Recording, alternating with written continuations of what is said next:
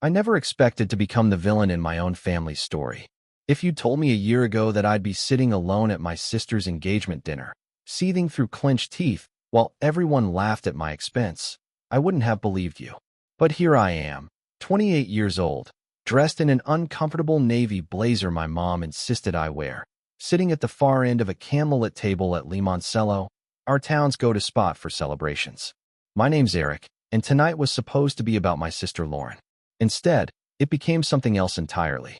Lauren's always been the star of the family, the golden girl, for years younger than me, but somehow light years ahead when it came to earning our parents' praise. She was the straight-A student, the prom queen, the one with the perfect boyfriend. Meanwhile, I was the kid who quietly held things together when my dad got laid off, who took the night shift at the grocery store so I could help cover mom's medication without anyone having to ask. I never cared about the spotlight. Honestly, I preferred it that way. But lately, it feels like I've been fading into the background of my own life. Like I'm just a prop in someone else's happy story. The dinner was supposed to be small, just immediate family and a few close friends. Nothing too fancy. Lauren didn't want a big spectacle, or at least that's what she said. But the moment we stepped into the private room at Limoncello and saw the gold-trimmed menus, the florist-arranged centerpieces, and the damn live violinist tucked into the corner playing Ed Sheeran covers, it was obvious someone had gone overboard. That someone was Ryan, her fiancé, Mr. 6'2" with a Colgate smile. The kind of guy who wears loafers without socks and pulls it off. He greeted me with a slap on the back and a too-wide grin that didn't quite reach his eyes. "Eric, my favorite almost brother," he said, looking sharp. "Did you lose weight or just finally give in to a haircut?" He laughed like we were old college buddies. I offered a tight smile, already feeling the edges of my patience fray. "Just try to look decent for the occasion." "Mission accomplished," he said, then leaned in and whispered, "But next time, no need to go full funeral director. We're celebrating." I should have brushed it off. I wanted to, but there was something about his tone, light, teasing, but with an edge, like he knew exactly how to poke at me without crossing the invisible line that would make him look like a jerk in front of my parents. The evening went on, filled with clinking glasses and glowing toasts. My mom beamed at Lauren like she was seeing her for the first time. Dad kept patting Ryan on the back and calling him son. I sipped my water and listened. Didn't say much. It's what I've learned to do when I'm around Ryan. Anything I say becomes an invitation for him to one-up me or turn it into a joke. I've stopped trying to match him. It's exhausting. But then came the toast. It started sweet enough. Ryan stood, glass of Prosecco in hand, and tapped a knife against it with the smug confidence of a best man's speech at a destination wedding. He waited for silence, then looked straight at Lauren. "I've said this 100 times, but it's still true," he began, his voice dipping into that performative sincerity he loved to use at parties. "I got the best girl in the world.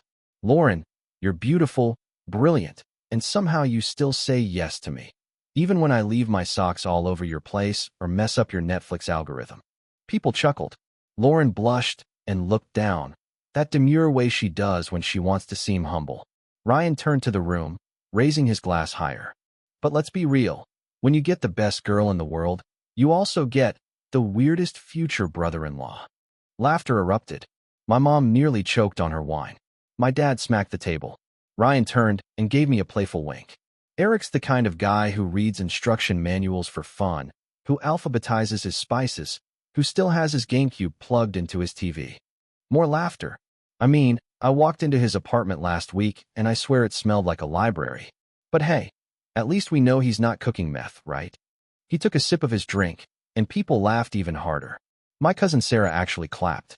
I smiled. Or at least I tried to. I reached for my glass, but my hand was shaking slightly. It wasn't the joke. Not really. I've been called weird before. I've always been a little different, quieter, more observant. But the way Ryan said it, the way everyone laughed, it wasn't just a joke. It was a reminder that I'm not part of their shiny picture, that I'm the quirky background character in Lauren's movie. But here's the thing. Ryan and I both know something they don't. Something he hoped I'd never bring up. Something that happened last summer, while Lauren was visiting our grandmother in Michigan for 2 weeks. While Ryan was working late and missing her like crazy. I wasn't snooping. It fell into my lap, the way truth sometimes does when the universe gets tired of secrets. It started with a text. A message from an unknown number meant for someone else. A selfie of Ryan in a hotel bed, shirtless, grinning, captioned, "Wish you were here again tonight." I stared at it for a full minute before it registered. I didn't respond, just started digging. And what I found, let's just say it wasn't just one message. Or one girl. It was photos, emails, hotel receipts, Instagram DMs sent from a burner account that still had his unmistakable gym selfie as the profile picture.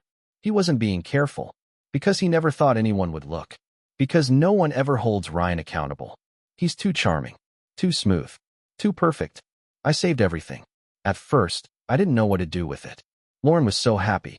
She talked about wedding venues and Pinterest boards and our song, with this dreamy look that made my stomach twist. I told myself maybe it was a one-time thing. Maybe he'd come clean. Maybe she already knew and they'd worked it out in private. But tonight, when he made that joke, when he laughed and everyone laughed with him, something inside me shifted. I looked around the table, at all the glowing faces, and I felt invisible. Again. Erased. Again. And Ryan? He was glowing in the spotlight like he always does. Except this time, he was glowing with the confidence of a man who thought he got away with everything. But he didn't, because I know what he did last summer. And I have the photos to prove it wasn't just a vacation. And now, I'm done being the weird brother in the background. But before I do anything, before I decide how far I'm willing to go, I need to make sure I'm not the only one who sees the truth. And if that means burning a few bridges, so be it. I didn't say anything that night. Not at dinner. Not on the ride home. Not even when Mom kissed my cheek and said, "Wasn't that just the sweetest thing? Ryan really is such a hoot." I nodded like a good son and walked into my apartment like a man headed to war. The moment the door clicked shut behind me, I let out a long breath I didn't realize I'd been holding. The silence felt heavier than usual, like my tiny apartment knew what I was carrying. I pulled out the folder I kept hidden in the back of my closet, beneath a stack of old tax returns and a shoebox full of wires I never used but couldn't bring myself to throw out.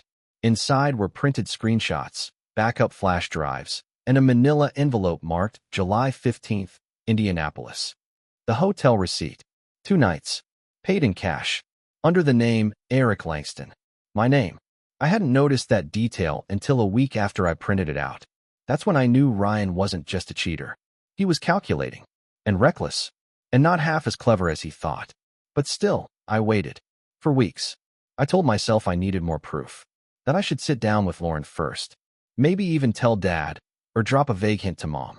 But the real reason I didn't act? Because I knew no one would believe me. Not over Ryan. You see, this wasn't the first time Lauren's spotlight pushed me into the shadows. When we were kids, I remember winning a regional science fair for a project I'd spent 3 months building from scratch, an entire model of our city's sewage system, complete with moving parts and timed releases. I was 13. The judges were floored. I came home with a plaque and a $500 scholarship check. That same week, Lauren made the front page of the local newspaper for singing a solo at the middle school choir showcase. Guess whose photo Mom framed for the living room wall? It's always been like that. Ryan just made it worse. The weeks after the engagement dinner were a blur of bad coffee, sleepless nights, and endless smiling family group texts. Every other day, a new message from Lauren would pop up with some version of "Look what Ryan surprised me with." It was always something expensive, tickets to Hamilton, a custom leather-bound wedding planner, a just because bracelet that probably cost more than my rent. "Isn't he just perfect?" she wrote once, under a photo of a breakfast tray with pancakes shaped like hearts. I stared at it for a long time. I wanted to reply something snarky, something bitter, but I didn't. Instead, I muted the group chat and opened the folder again. I stared at the photo of Ryan kissing the girl outside the hotel. Her face was turned, but his wasn't. His hand was on her lower back like he owned her. Like he forgot that same hand would be on my sister's shoulder a few hours later. I was done waiting. Or at least I thought I was. The real turning point came one Sunday afternoon in late October. We were at our parents' house for what Mom called a mini engagement brunch. No reason, just a casual get-together. She made cinnamon rolls and those tiny egg muffins she always forgets to add salt to. Lauren was glowing in her oversized sweater, showing off her engagement ring for the 10th time that day, like she hadn't already posted 5 close-ups of it on Instagram with captions like, "Still pinching myself, ring sparkles." Ryan sat next to her on the couch, arm slung casually around her shoulder, like he'd been born into this family. Dad sat in his usual recliner, sipping lukewarm coffee and nodding at Ryan like he was auditioning for Son of the Year. I tried to keep my distance. I helped Mom in the kitchen, offered to clear plates, kept busy. Then Ryan brought up the bachelor party. "Oh, and Eric," he said, loudly, like he'd just remembered I existed. "I was talking with the guys, we're thinking Vegas. You in?" I blinked. "Vegas? Yeah, man," he said, as if we were buddies who went way back. "You're the best, man, after all. Gotta go big." That stopped me. I looked at Lauren. "I'm the best, man." She smiled brightly. "Of course you are. Who else would it be?" My heart thudded unevenly. I wanted to believe she meant that it was genuine. But I also knew what this meant. It meant I'd be standing at the altar, handing Ryan the rings, smiling in photos, giving a speech about the happy couple while pretending I didn't know everything. And Ryan knew that, too. That's why he wanted me involved. He was daring me, challenging me to stay silent. I forced a smile. "Sounds fun. Just don't bring your GameCube," he added, with another laugh. Everyone chuckled again, even Lauren, and something in me broke. The moment of betrayal came the next week. It started with an innocent enough text from my cousin Sarah. "Hey Eric, just wondering if you're okay?" I didn't mean to laugh so hard at dinner. Ryan's jokes just kinda catch you off guard. I stared at the screen, confused. "What do you mean?" She hesitated before replying. "The roast video. You know the one Ryan posted on Insta?" I didn't. So I went to Ryan's profile, which I'd blocked weeks ago. Unblocked him just long enough to see it. There it was. A 2-minute compilation he'd stitched together of clips from past family dinners, all with me in the background, saying something nerdy, spilling a drink, adjusting my glasses, tripping over a chair once during Thanksgiving. The caption read, "When your future brother-in-law is a sitcom character." The video had over 700 likes. The comments were full of laughing emojis. Even Lauren commented, "I can't with him sometimes." The top comment? "He looks like the kind of guy who corrects people's grammar in texts." Ryan replied, "He does. And he has." I don't remember setting my phone down. I don't remember walking to the sink. But I remember the sensation of cold water running over my hands, grounding me, stopping me from shaking. That was it. That was the moment. It wasn't the cheating. It wasn't the smug toasts. It wasn't even the hotel receipts. It was the way he made me into a joke. And worse, the way my own family joined in. That's when I knew. They weren't going to believe me. They were going to defend him. Unless I made it impossible not to. I didn't sleep that night. I stayed up organizing everything. Screenshots. Timestamps. Even the photo of the woman he kissed at the hotel. I reverse image searched her face, found her Instagram, and saved a post she'd made 2 weeks ago with a tag location. "Weekend getaway with my favorite man." The man in the blurry background? Ryan. Wearing the same watch he wore to Lauren's engagement party. I compiled it all into a folder. Printed a few key photos. Even made a copy of the burner Instagram account where he was messaging other women, just in case he deleted it. I told myself I was preparing. But deep down, I knew I was about to go nuclear. And not because I wanted revenge, but because I finally wanted to be heard. To be seen. Not as the weird brother. Not as a punchline. As someone who mattered. As someone who was trying to protect his sister from marrying a fraud. And if they still chose not to listen, then they'd have to watch what happens when the background character finally walks into the spotlight. Because I wasn't just going to ruin the wedding. I was going to ruin Ryan.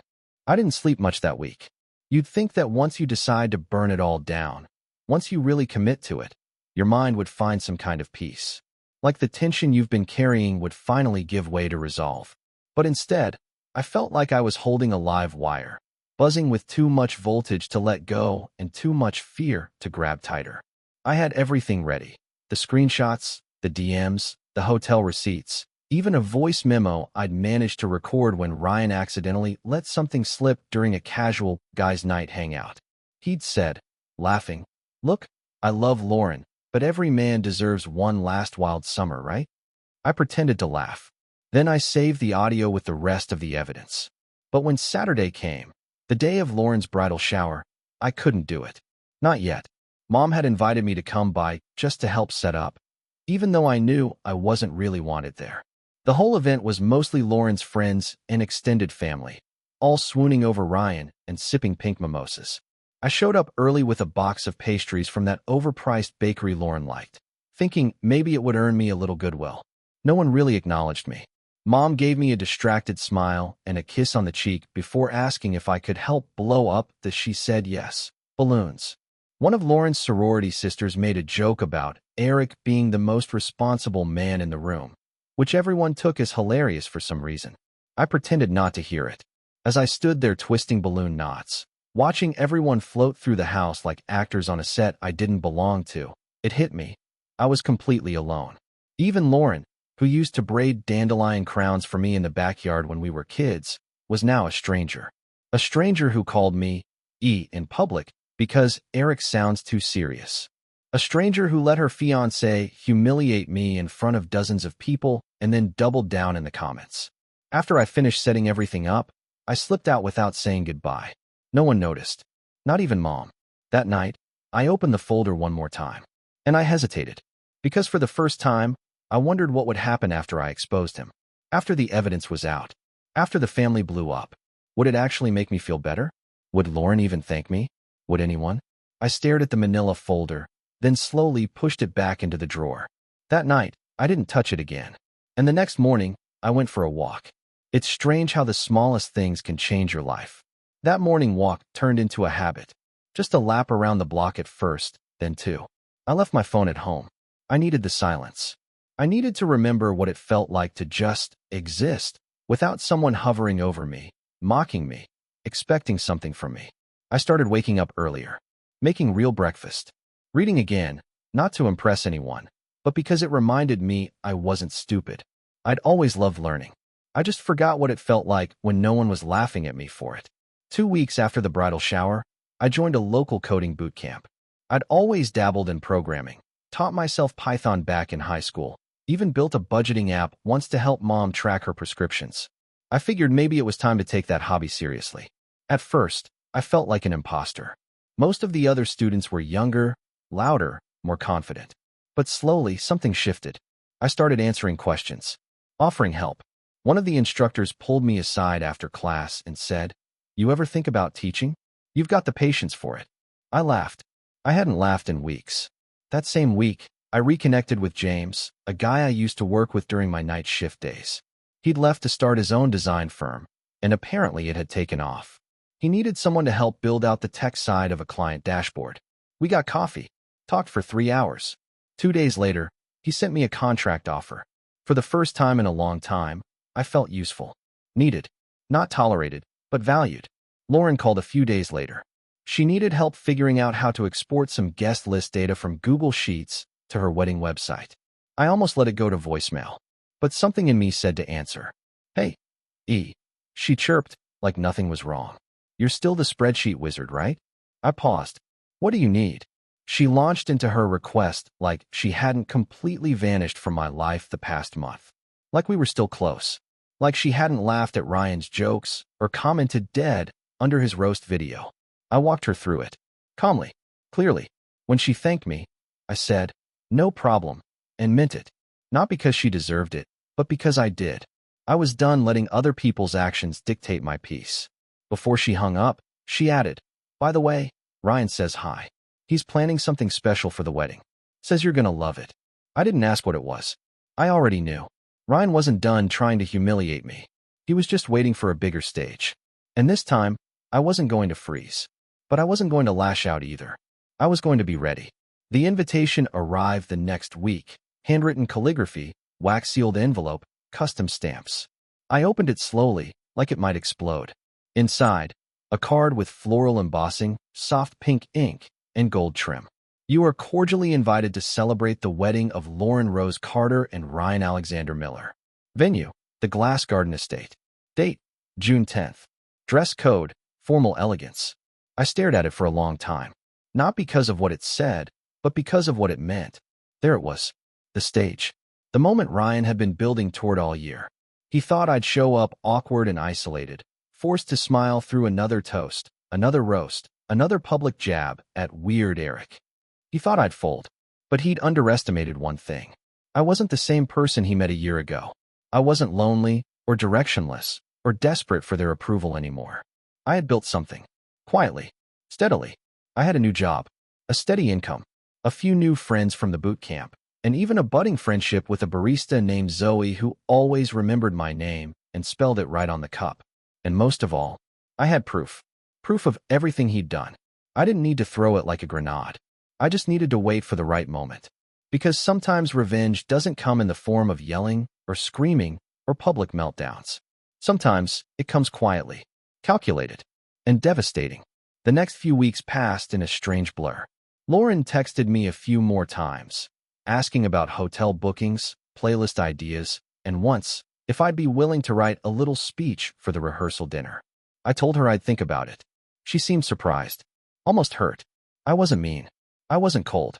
I was just calm, measured, unshaken. Ryan tried texting once too. Bro, rehearsal dinner's gonna be wild.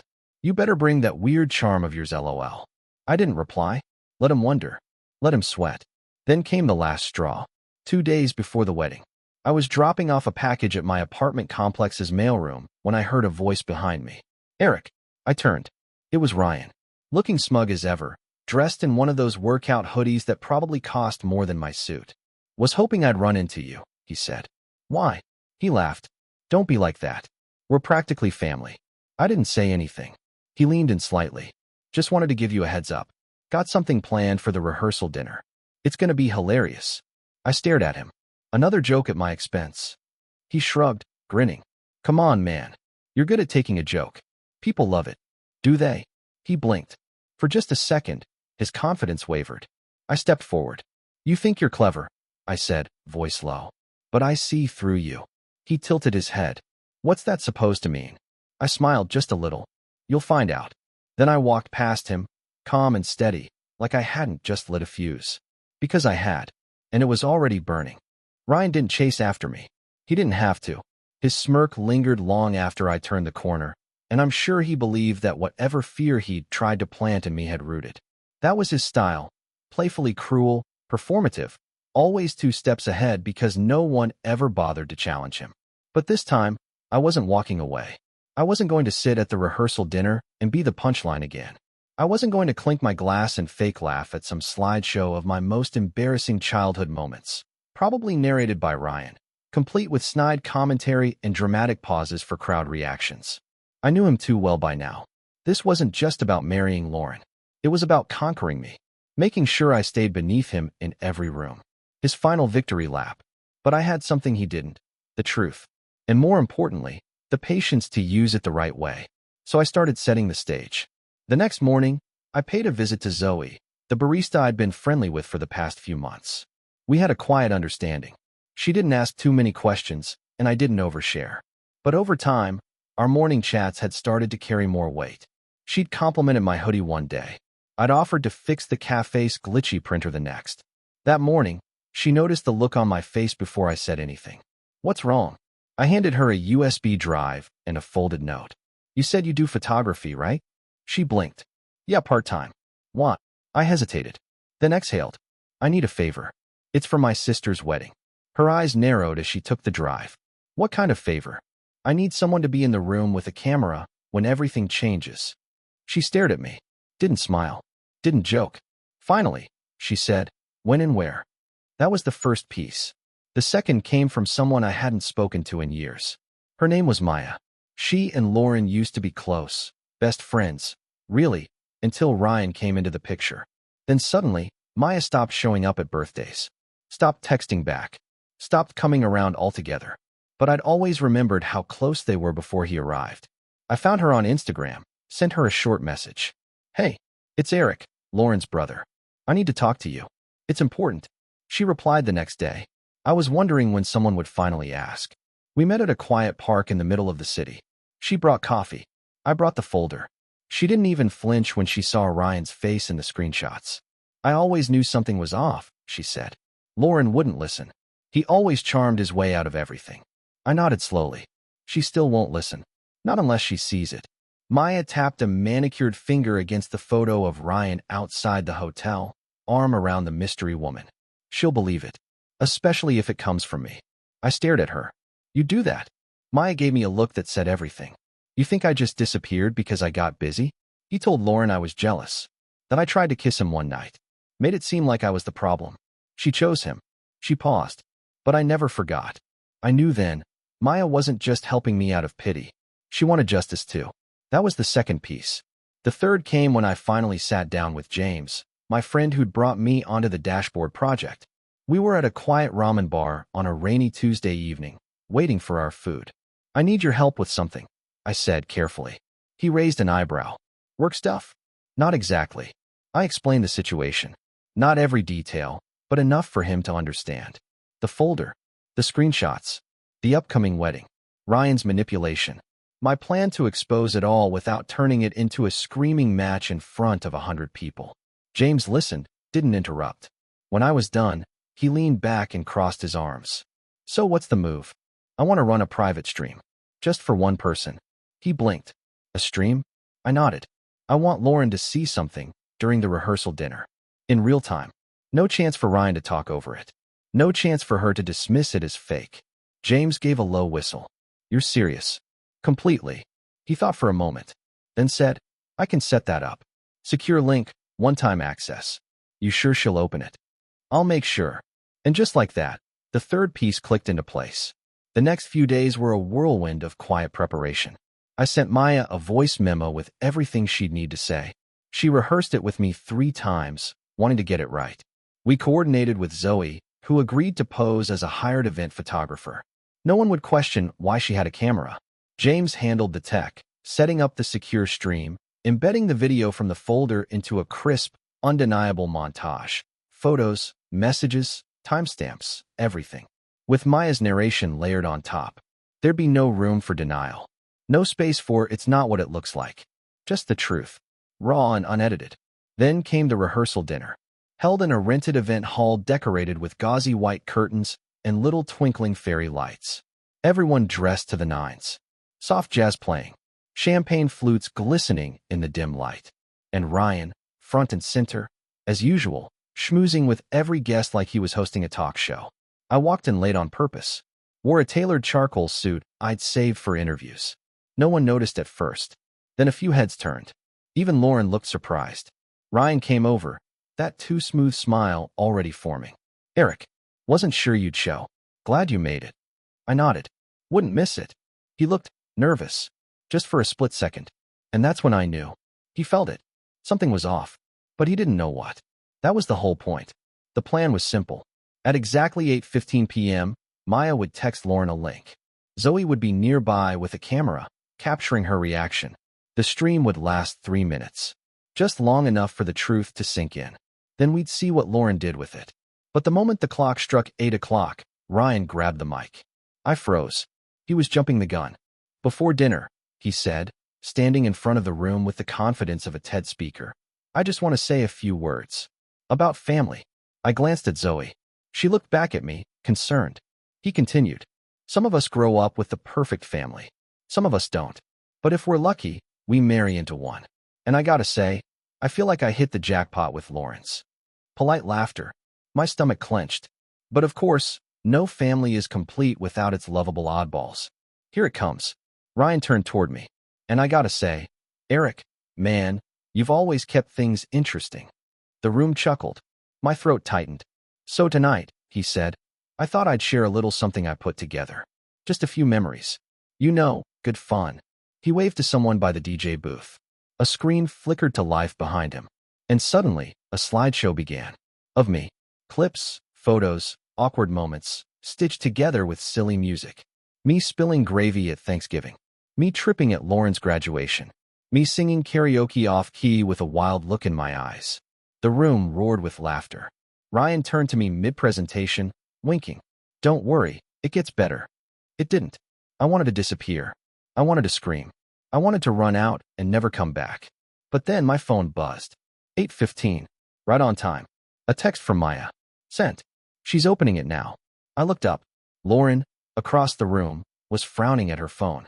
She read the message, paused, then clicked, and the laughter around her slowly dulled, like her world had gone quiet while the rest of the room kept spinning. Her face changed. The color drained. She looked up at Ryan, who was too busy laughing to notice. She looked back down at her phone, then back at him. Her hand trembled. Zoe was already snapping photos. Ryan turned to the screen again, but the audience had stopped laughing. They were looking at Lauren now. And Lauren? She was walking forward, one slow, deliberate step at a time, straight toward Ryan. Lauren didn't say a word as she walked up to Ryan. Not at first. The music had stopped. The room had shifted. People were still holding forks mid-air, champagne flutes halfway to their lips, unsure whether this was part of the show or something much, much worse. Ryan stood there, microphone still in hand, confusion spreading across his face like a slow infection. "Lore?" he asked, a chuckle lingering in his voice. "You okay?" She looked up from her phone and met his eyes. "I just watched a video," she said, her voice calm. Controlled. Too calm. Ryan tilted his head, still trying to perform. "What? Like one of the slideshows?" "I told you. Nothing too embarrassing." "It was of you," she cut in.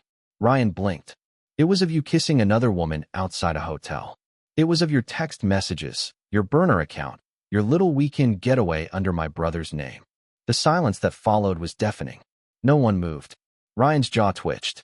What are you talking about?" Lauren raised the phone and played the last 10 seconds of the video for him. Maya's voice narrating over the image of him shirtless in a hotel mirror, time-stamped, location tagged. The voice said, "This is the man you're marrying. This is what he did while you were visiting your grandmother. This isn't a mistake. It's a pattern. You need to decide whether you want a marriage or a lie." Ryan stepped back like he'd been slapped. "Lauren," he stammered. "That's not. This is taken out of context. It's fake. Somebody doctored this." Zoe snapped another photo. Click. "It's all edited. This is Eric's doing. He's always hated me. He's obsessed. He probably faked this whole." "I checked the hotel reservation," Lauren said, voice still eerily steady. "Under Eric's name. Paid in cash. You even used his email address." "I didn't. I called the hotel 10 minutes ago. That stopped him. I had them read back the security deposit number. It matched the one you used for our anniversary weekend in Aspen." The blood drained from Ryan's face. Lauren took another step forward. "You know what the worst part is? I didn't even need the video. I knew. I ignored it. I told myself I was just being paranoid.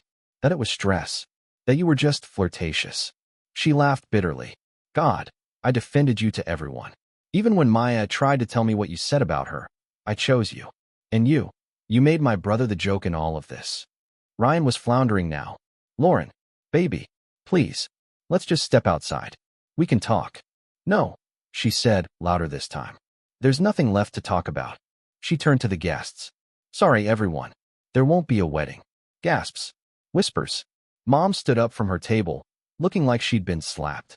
"Lauren, what are you talking about? What is this? Some kind of prank?" Lauren looked at her, and for a moment, I thought she might crumble. But she didn't. "Ask Eric," she said simply. Every head in the room turned toward me. I hadn't moved from my spot in the corner. I didn't need to. I wasn't the center of this story. Lauren was. She walked toward me, stopped right in front of me. "I'm sorry," she said, eyes brimming but firm. "For laughing. For letting them treat you like that. For everything." I nodded, swallowed. "I just didn't want you to marry someone who didn't deserve you." She smiled, but it was a tired, sad smile. "Thank you for saving me." Then she turned back to the room. "Everyone, dinner's still being served. You might as well eat. I already paid for it." And with that, she walked out, head held high, spine straight, like a queen exiting a battlefield she just won. Ryan chased after her, stumbling through chairs, and muttered judgment. "Lauren, wait, please." She didn't turn back. Not once. What happened next unraveled like a slow, satisfying storm. Ryan tried everything in the days that followed, gaslighting, guilt-tripping, even claiming the video was AI-generated. But it didn't matter. Lauren had copies. Maya had backups. James had timestamps. And Zoe had proof. The perfect reaction shots, the look on Ryan's face, the way the entire room shifted against him in one unspoken vote. And the final nail? One of the bridesmaids posted a TikTok recap of the rehearsal dinner. It went viral within 24 hours. Caption: "He tried to humiliate her brother." She exposed his cheating live. No wedding. Just justice. 10 million views. Even the hotel responded in the comments. "We don't tolerate cheaters. We do offer breakfast until 11. Ryan lost everything. The wedding, the money he spent, Lauren's prenup ensured he got nothing. The new job offer he'd been bragging about. Rescinded the moment HR saw the video. Turns out tech companies don't like being associated with viral scandals. Lauren moved out of their shared condo 2 weeks later. She took only the things she paid for, which was almost everything. I got a text from her the day she moved. Starting fresh. Coffee soon. I replied, only if I get to pick the playlist. Deal. Mom didn't speak to me for a week. She was embarrassed. Humiliated. Not by Ryan's cheating, but by the scene of it all. The attention. The fallout.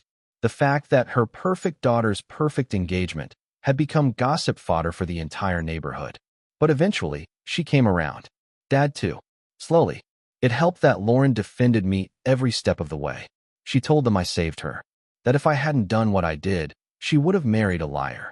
That Eric wasn't weird, he was right. I'll admit.